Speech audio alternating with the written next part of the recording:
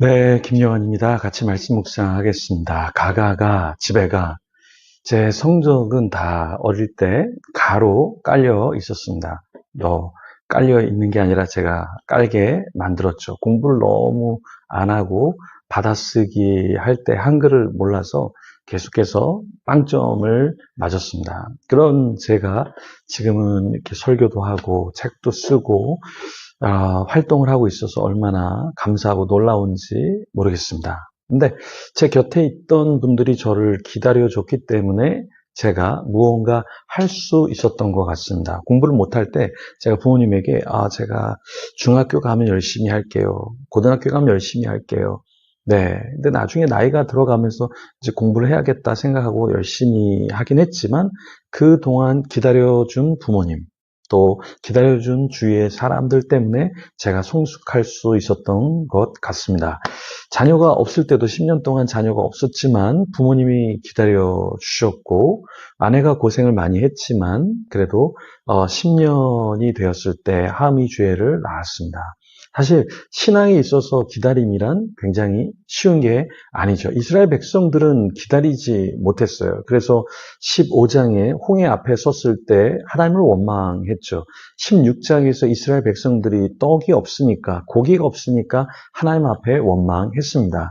이제 17장에서 르비딤의 장막을 쳤을 때 마실 물이 없자 하나님과 다투었죠. 하나님은 실망하지 않으셨어요. 이 백성들에게 하나님께서 물을 주려고 하셨죠. 그래서 호렙산으로 올라와라 이렇게 말씀하셨습니다. 오늘 본문을 통해서 우리가 배우고 또 신앙적으로 어떤 면에 성숙해야 될지 같이 고민하면 좋겠습니다. 먼저 1절에서 3절 같이 읽어보겠습니다. 이스라엘 자손이 애굽 땅을 떠난 지 3개월이 되던 날 그들이 시내 광야에 이르니라. 그들이 르비딤을 떠나 시내 광야에 이르러 그 광야의 장막을 치되 이스라엘이 거기 산 앞에 장막을 치니라. 모세가 하나님 앞에 올라가니 여호와께서 산에서 그를 불러 말씀하시되 너는 이같이 야곱의 집에 말하고 이스라엘 자손들에게 말하라. 3절에 보니까 모세가 하나님 앞에 올라갔어요. 그 올라갔을 때 하나님께서 계시로 하나님의 뜻을 알려주셨죠. 이스라엘 백성들은 이 모세를 통해서 하나님의 뜻을 받았잖아요. 근데 모세가 하나님 산에 올라갔을 때 하나님께서 무엇을 이야기하십니까? 4절에 보니까 내가 애굽 사람에게 어떻게 행하였음과 내가 어떻게 독수리 날개로 너희를 업어 내게로 인도하였음을 너희가 보았느니라. 하나님께서 과거에 대해서 이야기를 하셔요. 그러면서 너 한번 생각해 보자.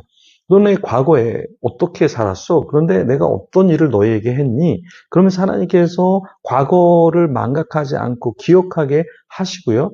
다시 하나님께서 언약에 대해서 말씀하시죠. 5절에 세계가 다 내게 속하였나니 너희가 내 말을 잘 듣고 내 언약을 지키면 너희는 모든 민족 중에서 내 소유가 되겠고 하나님의 언약, 하나님의 말씀을 지켜나가면 너희들이 복을 받을 거야. 이렇게 하나님께서 말씀을 하신 것이죠.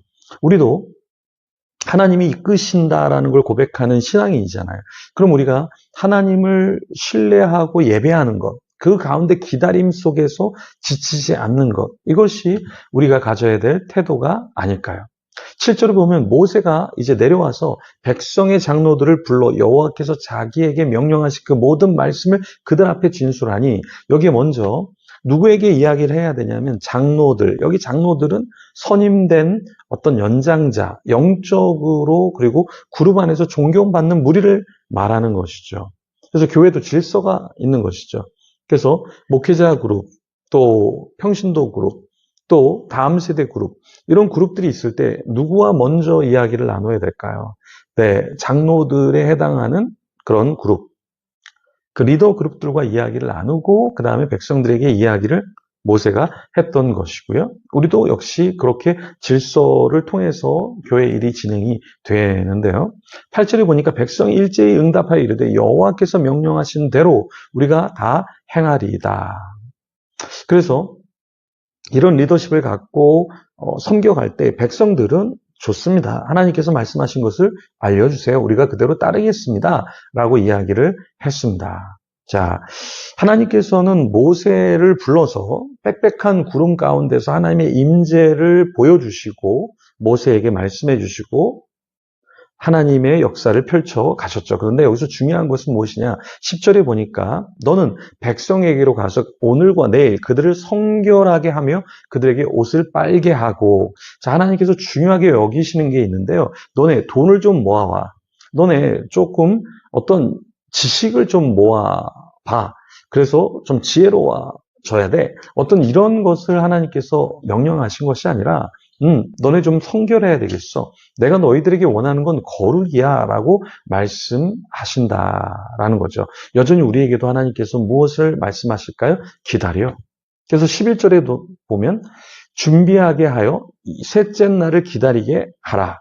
이는 셋째 날에 나 여호와가 온 백성의 목전에서 시내산에 강림할 것이니, 하나님께서 백성들에게 명령하신 건 기다려. 그런데 그냥 마냥 기다리는 것이 아니라 너희들을 거룩하게, 정결하게 한 그 상태에서 기다려. 이렇게 말씀하시는 거죠. 여전히 우리에게도 주님께서 무엇을 말씀하실까요? 좀 기다려. 그리고 너를 거룩하게 하면 좋겠어. 하나님께서 우리에게 원하시는 것은 물질을 많이 모아봐. 성공해봐. 인기가 많아져봐.